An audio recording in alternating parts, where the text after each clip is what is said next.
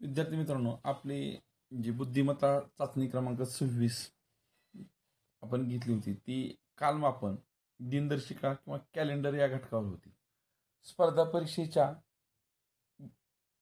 अभ्यासात जिथं जिथं बुद्धिमत्ता घटक आहे, तिथं तिथं कालमापन किंवा दिनदर्शिका, कॅलेंडर या घटकावर किमान एक, जास्तीत जास्त 2 ते 3 प्रश्न असतात म्हणजे असतात. हे प्रश्न सोडवण्यासाठी आपल्याला काही बेसिक गोष्टी माहीत असायला पाहिजे. आपण ह्या प्रश्नाच्या रूपाने बघणार आहोत. आपला पहिला प्रश्न असा आहे, तात्यांचा 5वा वाढदिवस 18 मार्च 2019ला सोमवारी होता. तारीख दिली 18 मार्च आणि त्या दिवसाचा वार दिलाय सोमवार. तर त्याचा जन्म कोणत्या वारी झाला? आता 5वा वाढदिवस आहे, महागारी जायचं आपल्याला, म्हणजे या दिवसापासून आपल्याला थोडंसं महागारी जायचं आहे. मग त्या दिवशी कुठला वार असेल ते काढायचं आहे. बघूया आपण हा प्रश्न कसा सोडवायचा. बघा, 5वा वाढदिवस कधी आहे? 18 मार्च 2019. आपण 4था कधी निघेल? जर 2019ला 5वा वाढदिवस असेल आणि त्या दिवशी सोमवार असेल, 2018ला वाढदिवस कितवा असेल? 4था असेल. त्या दिवशी कोणता वार असेल ते नंतर बघू. एक दिवसानं मागं जातं. जिथं लीप वर्ष येतं तिथं मात्र 2 दिवसानं मागं जाईल. आता 18 हे लीप वर्ष नाही किंवा 19 हे लीप वर्ष नाही, म्हणजे एक दिवसानं मागे गेलं इथं रविवारी येईल. आता 2017 म्हणजे 3रा वाढदिवस, तिथं पण बघा, इथं लीप वर्ष नाही, इथं लीप वर्ष नाही, म्हणजे एकच दिवसानं मागे जाणार आहे, शनिवार. आता 2016 मार्च 2016 ला जायचं आपल्याला, म्हणजे इथं आपला 2रा वाढदिवस असणार आहे. परंतु मार्चच्या 18 तारखेपर्यंत जायचं, मध्ये मध्ये फेब्रुवारी महिना येतोय, म्हणजे फेब्रुवारी महिन्यात हे वर्ष लीप असल्यामुळे 29 दिवस असतात. इथं आपण एक दिवसानं जे महाग आलोय, इथं एक दिवसानं महाग आलोय, इथं मात्र हे लीप वर्ष असल्यामुळं आपल्याला 2 दिवस महागाई आलं. शनिवारपासून 2 दिवस महागारी, शनिवारपासून 2 दिवस महागारी, शुक्रवार आणि गुरुवार. आता बघा, 2015ला त्याचा पहिला वाढदिवस असतो, गुरुवारपासून एक दिवस मागं कुठला वार आला? बुधवार आला. आणि 2015ला त्याचा पहिला वाढदिवस आहे, म्हणजे जन्म कधी झाला? 2014ला झाला. आणि मग 2014ला आपल्याला परत एक दिवस मागं जायचा आहे, म्हणजे तो वार कोणता असेल? मंगळवार असेल.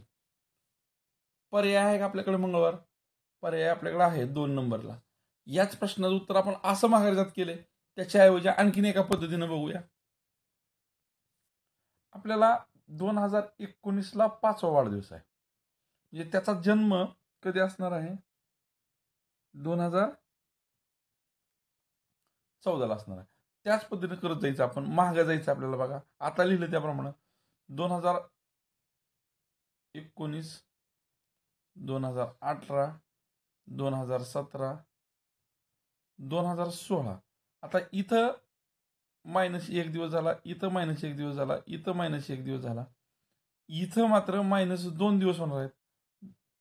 हा 5वा, हा 4था, हा 3रा, हा 2रा. 2015ला परत -1 दिवस झाला आणि 2014ला परत एक -दिवस झाला. म्हणजे बघा, सोमवारपासून परत माघारी आलो, रविवारी माघारी जातोय आपण, शनिवार, शुक्रवार, गुरुवार, बुधवार आणि मंगळवार.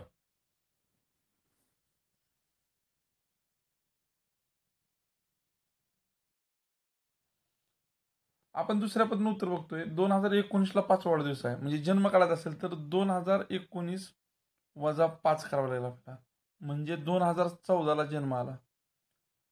आता 2019 ते 2014 5 आपल्याला जन्मदिवस विचारला या वाढदिवसावर, म्हणजे 5 दिवस आपल्याला माघारी जायचं आहे. परंतु 2019 पासून 2014 पर्यंत माघारी जात असताना प्रत्येक वर्षी एक दिवसानं मागे जातोय. परंतु आपल्याला इथं लक्षात घ्यायचं आहे की 2016 हे एक वर्ष असं आहे की लीप वर्ष आहे, आणि लीप वर्षात आपल्याला पुढे जायचं असेल तर 2 वर्ष जातो. मागं जायचं असेल तर आपण 2 वर्ष नाही, सॉरी 2 दिवस जातो. आणि मागं जायचं असेल तरी सुद्धा आपण 2 दिवस जातो. पुढे जायचं असेल तरी 2 दिवस पुढे, मागं जायचं असेल तरी 2 दिवस मागं जातो.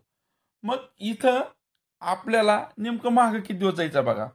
2019 ते 18 1 दिवस, 18 ते 17 1 दिवस, 17 ते 16 1 दिवस, 16 ते 15 2 दिवस आणि 15 ते 14 1 दिवस. असे एकूण किती दिवस मागे जायचं बघा आपल्याला.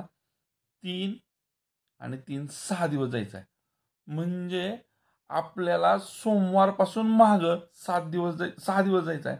आणि मग त्या पद्धतीने जर गेलो आपल्याला बघा, रविवार, शनिवार, शुक्रवार, गुरुवार, बुधवार आणि 6वा कोणता वार मिळतोय? मंगळवार मिळतोय. आणि म्हणून प्रश्नाचं उत्तर काय येते? मंगळवार, पर्याय क्रमांक 2 येते. लक्षात आलं? पुढचा दुसरा प्रश्न बघूया. आपल्या समोरचा दुसरा प्रश्न बघा. दिनेशचा जन्मदिवस 10 जानेवारी 1996 ला, दिनेशचा जन्म 10 जानेवारी 1996 ला बुधवारी झाला होता. तर पुढीलपैकी कोणत्या वर्षी त्याचा वाढदिवस गुरुवारी येईल? आता आपल्याला इथं ही गोष्ट लक्षात ठेवायची की प्रत्येक वर्षी तीच तारीख एक दिवसानं एका वारानं पुढे जाते. म्हणजे 10 जानेवारी 97 पासून 10 जानेवारी 98 पर्यंत जायचं असेल तर एक वार पुढे जातो. परंतु जर ते मध्ये आलेलं वर्ष लीप वर्ष असेल तर एकच्या ऐवजी 2 दिवस पुढे जातात. मग आता आपल्याला दिलेली जी तारीख आहे ती तारीख बघा काय आहे. 10 जानेवारी 96 दिली आहे. 10 जानेवारी 96 पासून 10 जानेवारी 97 पर्यंत जात असताना आपल्याला मध्ये फेब्रुवारी महिना हे 96 लीप वर्ष आहे लागतो. त्यामुळं 97 ला आपण बुधवार गुरुवार न जाता 2 दिवस पुढे जातो. म्हणजे इथं असणार आहे शुक्रवार. कोणता वार असणार आहे? 97 ला असणार आहे शुक्रवार. आणि आपल्याला काय विचारलंय बघा, गुरुवार कधी येईल. आता गुरुवार कधी येईल तर इथून पुढे आपल्याला किती वार जावं लागतील बघा. 97 नंतर 98 गुरुवार, सॉरी शनिवार, 99 रविवार, 2000 आता इथं बघा 2000 ला सोमवार. 2000 पासून 2001 ला जाताना 2 दिवस पुढे जातोय आपण, मंगळवार, आणि 2001 ला बुधवार, आणि 2002 ला गुरुवार. आपल्याला विचारलंय काय? गुरुवार कधी येईल? पर्याय क्रमांक 2. आता याच प्रश्न उत्तर आणखीन वेगळ्या पद्धतीने बघूया. बघा प्रश्नात आपल्याला दिलंय काय, 10 जानेवारी 96 ला बुधवार आहे आणि विचारलंय काय, कोणत्या वर्षाचा वाढदिवस गुरुवारी येईल. आता आपण शिकलोय काय, एक वर्ष पुढे गेले की एक दिवस पुढे जातो. 96 वरनं 97 ला जर आपण गेलो तर बुधवारचा काय होणार आहे? गुरुवार होणार आहे. आणि म्हणून आपल्याला 97 पर्याय दिलाय. आणि आपण मस्तपैकी हा जर पर्याय निवडला, आपल्याला तिथं वाटतं किती सोपा प्रश्न विचारला होता. आणि ज्यावेळेस आन्सर की येते ना आपण उत्तर चेक करतो त्यावेळेस आपलं उत्तर ते आलेलं नसते. मग आपल्या लक्षात येतंय आपलं काहीतरी गडबडीत चुकलं होतं. काय चुकलंय बघा. 10 जानेवारी 96 पासून आपल्याला 10 जानेवारी 97 कडे जायचं आहे. मध्ये हे वर्ष लीप वर्ष आहे का बघावं लागेल. हे वर्ष जर लीप वर्ष असेल तर 2 दिवसानं पुढे जाणार आहे. म्हणजे 97 ला गुरुवार असणार नाही. 97 ला त्याच्या 10 जानेवारीला कोणता वार असणार आहे? शुक्रवार असणार आहे. आपल्याला विचारलं गुरुवार कधी, म्हणजे एक तर बुधवार नंतर 1 दिवसानं गुरुवार येतो, किंवा किती दिवसानं? 8 दिवसानं गुरुवार येतो. म्हणजे बुधवारी 10 जानेवारी आपल्याला 10 जानेवारी 96 पासून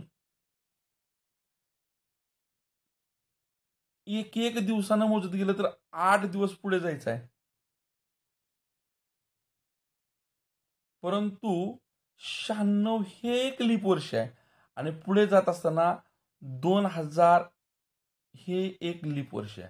म्हणजे 96 पासून पुढे 8 वर्ष जात 8 दिवस जायचं आपल्याला. ते 8 वर्ष पुढे जात असताना वाढदिवस चेक करत असताना 2 आपल्याला लीप वर्ष येतात की इथं डबल जायचं आहे. म्हणजे 1 अधिक 1 अधिक असं आपल्याला करत जायचं आहे आणि 2 वेळा 2-2 घ्यायचं आहे. म्हणजे असं किती होतील आकडे? किती वर्ष होतात? एका वर्षी 1, एका वर्षी 1, एका वर्षी 2, एका वर्षी 2, एका वर्षी 2 असं 6 वर्ष आपल्याला पुढे जावं लागतंय. आणि 96 पासून 6 वर्ष पुढे म्हणजे किती? 96 मध्ये 6 करा अधिक तर 2002 आणि म्हणून हे उत्तर येते.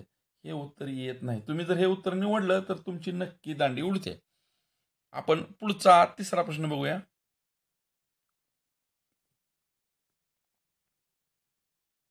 आता बघा प्रश्न काय आहे आपल्या समोरचा.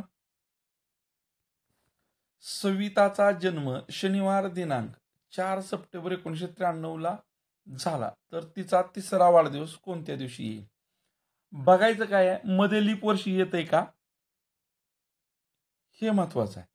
आता आपण पुढे जाताना कसं जायचं, पुढे जायचं का मागं जायचं ते पण बघू. 4 सप्टेंबरचा जन्म आणि तिसरा वाढदिवस म्हणजे पुढे जायचं. सप्टेंबर 93 पासून आपल्याला पुढे जायचं आहे. मग पहिला वाढदिवस कधी येईल तिचा? पहिला वाढदिवस कधी येणार आहे? 4 सप्टेंबर 94 ला बरोबर. दुसरा वाढदिवस कधी येणार आहे तिचा? 4 सप्टेंबर 1995 ला. आणि तिसरा विचारलाय तिसरा वाढदिवस कधी येणार आहे? 4 सप्टेंबर 1996 ला. इथून इकडे येताना 93 पासून 94 ला येताना एक दिवस वाढला. 94 पासून 95 ला येताना एक दिवस वाढला. परंतु 95च्या सप्टेंबर पासून 96च्या सप्टेंबर पर्यंत येताना 96 हे लीप वर्ष आहे. म्हणजे फेब्रुवारीतला एक दिवस एक्स्ट्रा वाढला. अशा पद्धतीनं 2 दिवस वाढले. आणि मग या शनिवारपासून आपल्याला किती दिवस पुढे जायचं आता? 4 दिवस पुढे जायचं. शनिवारच्या नंतर रवी, नंतर सोम, मंगळ आणि बुध. म्हणजे तिसरा वाढदिवसा दिवशी वार कोणता असेल? बुधवार असेल. पर्याय क्रमांक 1. विद्यार्थी मित्रांनो आपल्या पुढचा चौथा प्रश्न आहे बघा. धीरजचा 6वा वाढदिवस 10 मे 2017 रोजी आहे. 6वा वाढदिवस आणि त्या दिवशी वार कोणता आहे? गुरुवार. तर त्याचा जन्म कोणत्या दिवशी झाला किंवा कोणत्या वारी झाला? वार विचारलाय. आणि मग वाढदिवस कितवा दिला आपल्याला? 6वा. कधी आहे? 2017 ला. कोणता वार आहे? गुरुवार. आता आपल्याला या 2017 पासून उलट दिशेने जायचं आहे. म्हणजे दिवस वजा करायचे किंवा कमी करायचे. पहिल्यांदा कितवा वाढदिवस दिलाय? 6वा. 2017 मधून 6 वजा करा. किती आलं? 2011. म्हणजे त्याचा जन्म ह्या धीरजचा जन्म कधी झालाय? 2011च्या 10 मे ला झालाय. त्याचा जन्मदिवस या तारखेला आहे. इथपर्यंत लक्षात घ्या. आता ह्या 11 पासून 17 पर्यंत लीप वर्षामध्ये येतात का बघा. हो येतात. कधी? 2016 आणि 2012. 17 पासून 16 पर्यंत येताना एक दिवस कमी होईल. 16 पासून 15 पासून जाताना 2 दिवस कमी होतील. 15 पासून 14 पर्यंत जाताना पुन्हा एक दिवस कमी होईल. 14 पासून 13 पर्यंत जाताना पुन्हा एक दिवस कमी होईल. 13 पासून 12 कडे जाताना पुन्हा एक दिवस कमी होईल. 12 पासून 11 कडे जाताना मात्र 2 दिवस कमी होणार आहेत. म्हणजे एकूण किती दिवस कमी झाले बघा. 1 3 4 5 6 आणि 8 दिवस. म्हणजे गुरुवार पासून आपल्याला 8 दिवस कमी करायचे आहेत. म्हणजे गुरुवार पासून गुरुवार 7वा दिवस आणि गुरुवारच्या आधीचा दिवस एक बुधवार. विद्यार्थी मित्रांनो आपल्या समोरचा 5वा प्रश्न असा आहे बघा. 4 एप्रिल 1988 ला जर सोमवार होता तर 6 नोव्हेंबर 1987 ला कोणता वार असेल? पर्याय आहेत मंगळवार, शुक्रवार, रविवार आणि शनिवार. आता हा प्रश्न सोडवताना आपल्याला दिलेली तारीख काय आहे बघा. तारीख वार कोणता दिलाय त्याचे निरीक्षण करा किंवा नीट वाचा. 4 एप्रिल 88 आणि होता सोमवार. विचारलाय काय 6 नोव्हेंबर. कालचक्रात आपण पुढे जातोय का मागे जातोय? आपण मागे जातोय. आणि मागे जात असताना आपल्याला काय करावं लागतंय? दिवस वजा करावा लागणार. काय? दिवस वजा करावा लागणार. मग आता वजा कसे करायचे किंवा कमी कसे करायचे बघा. आता 88 पासून आपल्याला माघारी जायचं आहे. 88तले एप्रिलचे किती दिवस आहेत? 4 दिवस आहेत. एकूण किती दिवस मागे जायचं त्याची बेरीज करू. आता मार्चमध्ये किती दिवस मागे जायचं आहे? 31. परंतु 31 दिवस मागं न जाता 31ला जर आपण 7 न भागलं, कारण तेच वार फिरतात. 7 न भागलं 7 चोक 28, 4चा भाग बसतो आणि बाकी 3 उरते. म्हणजे ज्यावेळेस 31 महिना असतो त्यावेळेस पुढे किंवा मागं जायचं असेल तर फक्त वार काढण्यासाठी 3 दिवस घ्यायचे. आता आपण मार्चचे घेतले. आता फेब्रुवारीमध्ये 28 दिवस किंवा 29 दिवस असतात.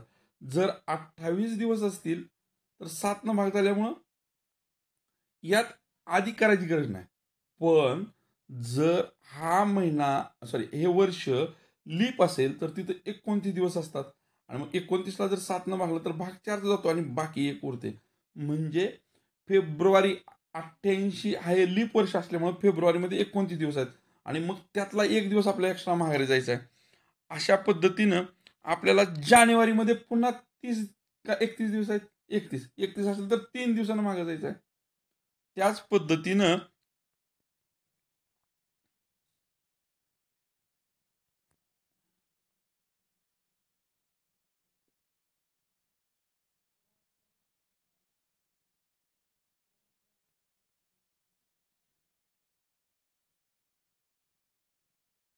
आपल्याला डिसेंबरचे सुद्धा 3 दिवस मागे जायचं आहे. आता नोव्हेंबरचे नेमके किती बघा. नोव्हेंबरच्या 6 तारखेचा वार विचारला. म्हणजे 30 नोव्हेंबर पासून आपल्याला माघारी 6 नोव्हेंबर पर्यंत जायचं आहे. म्हणजे 30 मधनं 6 वाजा गेले तर 24. म्हणजे नोव्हेंबरचे 24 दिवस एवढे एकूण दिवस आपल्याला माघारी जायचं आहे. यांची जर आपण बेरीज केली तर बेरीज किती आहे बघा. 4 आणि 3 7 आणि 1 8, 8 आणि 3 11 आणि 3 14 आणि 24 38. आता या 38ला परत आपण 7 दिवसांना भागायचं. 7 5 35, बाकी उरली 3. बाकीकडे लक्ष द्यायचं आहे इथं. बाकीचा बसला नाही.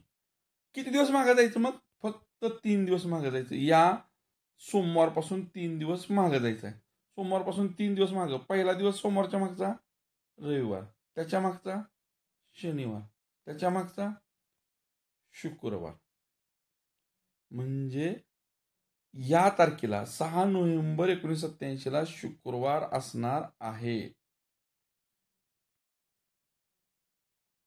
प्रश्न असा आहे बघा. 2012 साली कामगार दिन बुधवारी आला होता, तर त्या वर्षी नाताळ कोणत्या वारी आला असेल? पटकन लक्षात ठेवायचं. कामगाराने नाताळ एकाच दिवशी साजरा केला. कामगार दिना दिवशी जो वार असेल तोच वार त्याच वर्षासाठी असतो. म्हणजे कामगार दिन बुधवारी आलाय. 2012 दिवसाचाच आपल्याला नाताळ विचारलाय. म्हणजे तो सुद्धा बुधवारीच येणार आहे. तर पर्याय क्रमांक 3 हे उत्तर आहे. पण हेच प्रश्नाचं उत्तर आपण दुसऱ्या पद्धतीने काढू. आपल्याला कामगार दिन कधी असतो? 1 मेला असतो. मे महिन्यात एकूण किती दिवस असतात?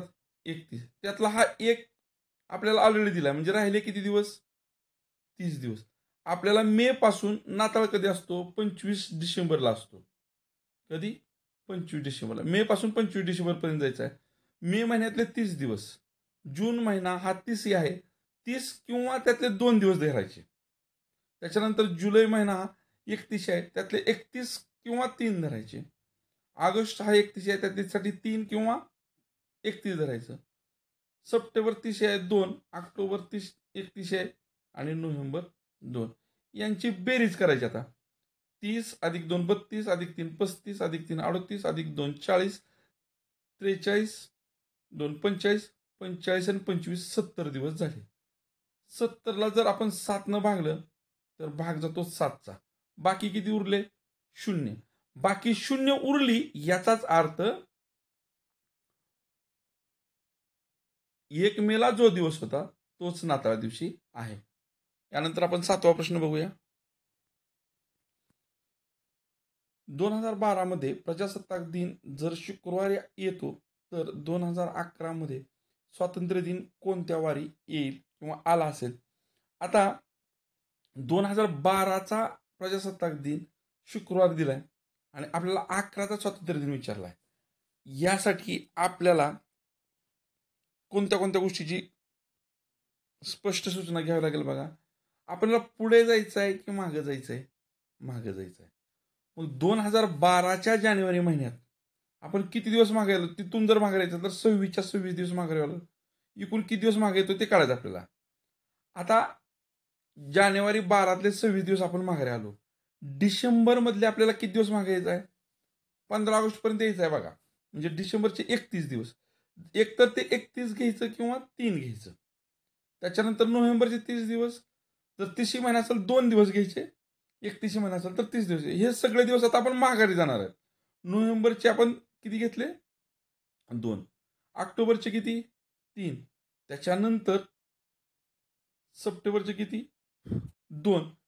आता बघा आपल्याला 31 ऑगस्ट पासून 15 ऑगस्ट पर्यंत माघारी चाललोय. 31 ऑगस्ट पासून 15 ऑगस्ट पर्यंत माघारी चाललोय. म्हणजे ऑगस्ट मध्ये आपण किती दिवस माघारी चाललोय? 16 दिवस माघारी चाललोय. यांची बेरीज करू. 26 आणि 3 29 आणि 2 31 आणि 3 34 आणि 2 36 आणि 6 42 आणि 10 52. आता या 52ला 7 दिवसानं भागायचं. म्हणजे एकूण किती दिवस माघारी जायचे ते कळेल. 7 7 49 उरले 3. बाकी जे उरले त्याच्याकडे लक्ष द्यायचं आणि तेवढे दिवस आपल्याला माघारी जायचं आहे. शुक्रवारपासून 3 दिवस माघारी. शुक्रवारच्या आधी गुरुवार, त्याच्या आधी बुधवार, त्याच्या आधी मंगळवार. पर्याय आहे का आपल्याला मंगळवार? आपल्याला पर्याय पहिलाच आहे मंगळवार. अशा पद्धतीने आपलं उत्तर असेल. आपला पुढचा प्रश्न बघा. 5 जानेवारी 1991ला जर शनिवार होता तर 4 मार्च 1992ला कोणता वार असेल? दिलेल्या वारापासून पुढे जायचं आहे की मागे जायचं आहे? टाइमलाईनवर आपल्याला कुठे जायचं आहे? पुढे जायचं आहे. म्हणजे बेरीज करून त्या बेरजेचा जेवढे दिवस येतील तेवढे दिवस आपल्याला पुढे जायचं आहे. 5 जानेवारी 91 ते 4 मार्च 92. आता आपल्याला जानेवारीतले किती दिवस आणखी पुढे जायचं आहे बघा. जानेवारीतले 31 दिवसापैकी 26 दिवस पुढे जायचं आहे. आता फेब्रुवारी महिना ह्या 91चा तो कसा असतो? 28 दिवसाचा असतो. म्हणजे फेब्रुवारी महिन्यात आपले 0 दिवस आहेत. मार्च मध्ये 31 दिवस असतो मार्च महिना. किती दिवस घ्यायचे मग? 3 दिवस घ्यायचे. ओके, इथपर्यंत लक्षात आलं? म्हणजे आता आपल्याला कुठला वार लागतो बघा. एक मिनिट.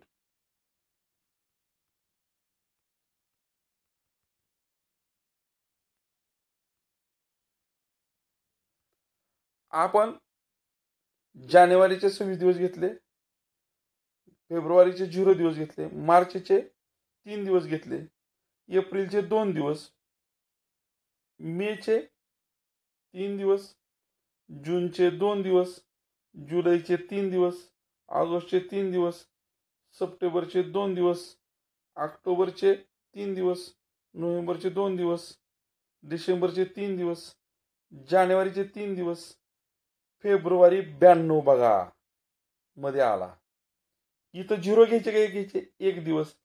आणि आपल्याला मार्च पूर्ण नाही तर मार्चचे 4 दिवस घ्यायचे. आता एकूण दिवस किती होतील बघा. 26 आणि 3 29 आणि 2 29 आणि 2 31 आणि 3 34 आणि 2 36 आणि 3 39 आणि 3 42 आणि 2 44 44 आणि 3 47 47 आणि 2 49 आणि 3 52 आणि 3 55 55 आणि 5 60 दिवस. एकूण 60 दिवसाचा प्रवास पुढे चाललाय. अशा पद्धतीने 60ला जर आपण पुन्हा 7नं भागलं, भागाकार किती येतो याला बघायचं नाही. बाकी किती उरते? 7 8 56 56 60 मधून गेल्यानंतर 4 उरतात. म्हणजे फक्त 4 दिवस पुढे जायचं शनिवारपासून आपल्याला. रविवार, सोमवार, मंगळवार आणि बुधवार. बुधवार हा पर्याय असेल, पर्याय क्रमांक 2. आता हे तुम्हाला समजावण्यासाठी एवढं सगळं सांगितलं. आता काय करू आपण बघा, ह्याच प्रश्नाचं उत्तर 4 मार्च 1991 ची तारीख काढू पहिल्यांदा. लक्षात येतं का बघा, ही बेरीज वाचवायची आपल्याला. 4 मार्च 1991 ची तारीख काढू. सुरुवातीला आपण 4 मार्च 1991 ची तारीख काढू. म्हणजे जानेवारी ते 26 दिवस, फेब्रुवारी 91 मधले 28, म्हणजे 7 न 28 ला जर भागलं तर बाकी 0 उरते म्हणून 0 दिवस, आणि मार्चचे 4 दिवस. एकूण किती दिवस आपण पुढे गेलो बघा, 26 आणि 4 30 दिवस पुढे गेलो. या 30 ला जर आपण 7 न भागलं, 7 चोक 28, बाकी किती उरली 2. म्हणजे 4 मार्च 1991 चा दिवस हा शनिवारपासून 2 दिवसांनी पुढे असेल, तो म्हणजेच रविवार आणि सोमवार. 4 मार्च 91 चा काढला का आपण, आपल्याला आता 92 चा काढायचा आहे. 4 मार्च 91 ला सोमवार मिळाला आपल्याला. 4 मार्च 91 वरून 4 मार्च 92 ला जात असताना 1 दिवस पुढे जातो, हे आपल्याला माहित आहे. तीच तारीख पुढच्या वर्षी कॅलेंडरनुसार एका वारानं पुढे जाते. परंतु जर हे वर्ष लीप असेल आणि या लीप वर्षातला फेब्रुवारी महिना या कालखंडाच्या मध्ये येत असेल, तर 1 दिवस वाढवून घ्यावा लागतो, म्हणजे 2 दिवस घ्यावे लागतात.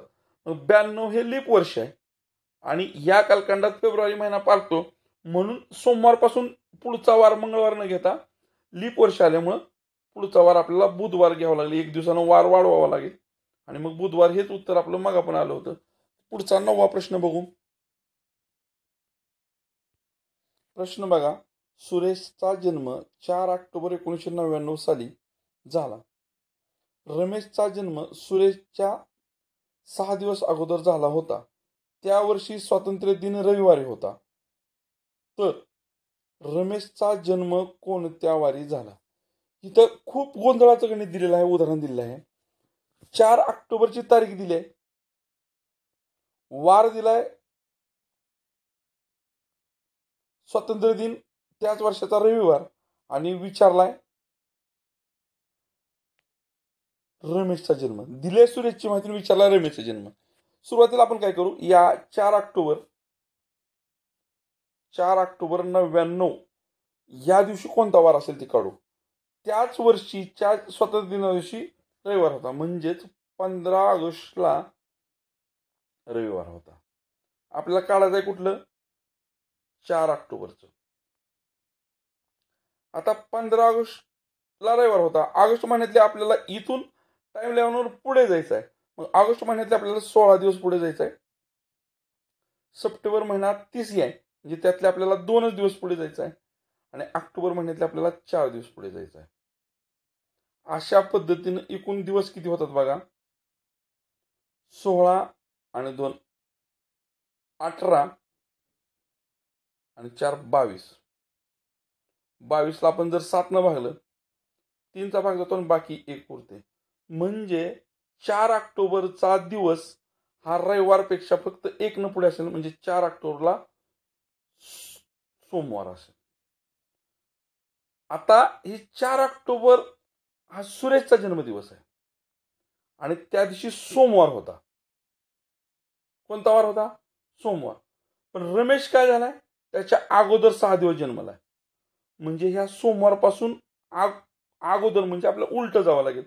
सोमवारपासून 6 दिवस अगोदर जर आपण जायचं म्हणलं तर सोमवारपासून उलट क्रमाने बघा. पहिल्यांदा आपल्याला रविवार, पुन्हा शनिवार, पुन्हा शुक्रवार, पुन्हा गुरुवार, पुन्हा बुधवार आणि पुन्हा मंगळवार. 6वा दिवस. मग मंगळवार हा त्या दिवसाचा वार असेल, पर्याय क्रमांक 1. पुढचा प्रश्न बघूया. प्रश्न बघा, प्रतीकचा जन्म 19 मे 1995 रोजी झाला असेल तर 12 मार्च 2017 रोजी त्याचे वय किती असेल?